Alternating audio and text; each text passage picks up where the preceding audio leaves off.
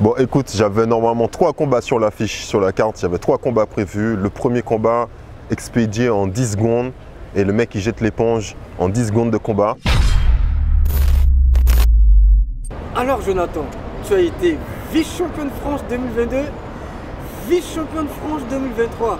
Pourquoi 2 fois vice-champion de France et pourquoi pas champion de France directement?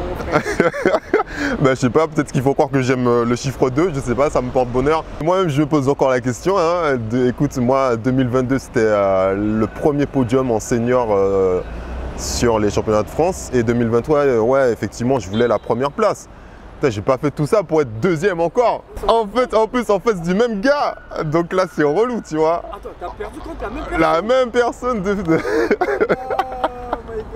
Bon, mais écoute, c'est pas dramatique en soi. Le travail continue et puis tu vois, finalement, j'ai pas autant d'années de taekwondo que ça, donc je me dis que ça va venir. Alors, j'imagine que tu t'es entraîné à fond. C'est ça, c'est ça. Dis-nous comment s'est passée la préparation. Matin, midi, soir, dans mon sommeil. Wow, t'as oublié dans mon sommeil? Oui, je me réveille le matin, j'ai l'impression que j'ai fait 3 tours de combat. Donc ouais, 6 jours sur 7 avec mon coach, avec Jess, avec mon coach personnel. Donc ouais, donc là c'était très sérieux comme préparation. Et puis préparation physique, préparation mentale, voilà. Bon, écoute, j'avais normalement 3 combats sur l'affiche, sur la carte. J'avais 3 combats prévus. Le premier combat expédié en 10 secondes. Et le mec, il jette l'éponge en 10 secondes de combat. Deuxième combat, mon adversaire ne s'est pas présenté. Au final, j'ai passé ce tour-là. J'arrive déterminé sur la finale. Vous avez bien vu comment je suis arrivé. J'étais déterminé, j'avais envie d'en découdre. Et le mec, je le connaissais. C'est pas la première fois que je le pratiquais. Mais au final, bon, ça ne s'est pas passé comme je voulais. Voilà, je perds sur cette finale pour une deuxième fois, pour une deuxième place. Et puis voilà quoi. Alors mon frérot, je suis vice-champion de France. Dis-nous, c'est quoi la morale d'histoire? Tu t'es préparé à fond pour être champion de France 2023 et tu t'es retrouvé à la seconde place.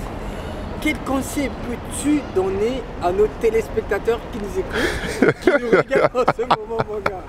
Parce qu'actuellement, c'est toi la star. Alors dis-nous. Ah oui, écoute, tu peux faire tout ce que tu veux, tu peux t'entraîner, faire ta prépa physique, ta prépa mentale, tout ce que tu veux, être déterminé. Mais en réalité, tout se joue le jour J. Parce que tu vois bien que quand tu arrives, tu as les aléas, tu ne manges pas forcément comme tu veux, tu ne dors pas forcément comme tu veux. Et en face, tu as un adversaire qui s'est préparé aussi bien que toi. Donc déjà, il faut avoir ça en tête, il faut respecter ça.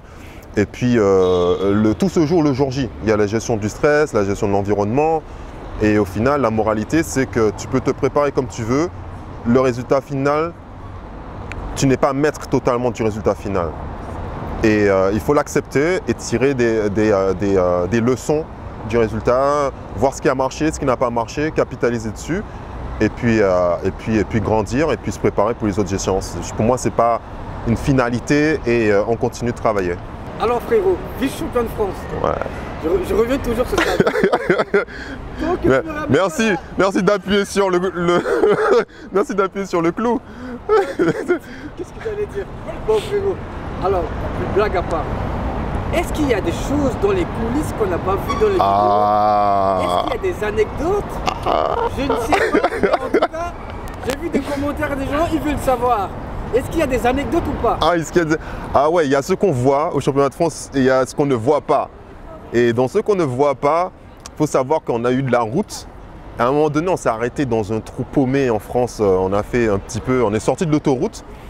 Et je ne sais pas, il y a eu des athlètes qui se sont arrêtés à un carrefour. Et ils ont pris le photomaton pour un espace de pesée. Je sais pas, les gens sont sortis de la camionnette. Ils sont allés se peser dans le photomaton à l'entrée du centre commercial. Donc, va savoir pourquoi. On nous a regardé avec des grands yeux. Et donc, c'était très marrant. Donc, je ne vais pas citer de nom. Ils vont se reconnaître, ces athlètes-là. Il n'y a pas de problème. Alors, frérot, merci beaucoup. Nous sommes presque à la fin de cette interview. Quel mot de fin veux-tu dire au reste de l'équipe? Écoute, déjà, merci à tout le monde. Merci aux coachs, aux athlètes coachs. Et ce que j'ai envie de dire, c'est que déjà, aux médaillés, on continue. On va chercher une meilleure médaille. Ceux qui ont été premiers, on maintient les efforts. Et ceux qui n'ont pas eu de médaille, ne vous découragez pas. On continue le travail. La saison n'est pas terminée et puis c'est comme ça qu'on avance.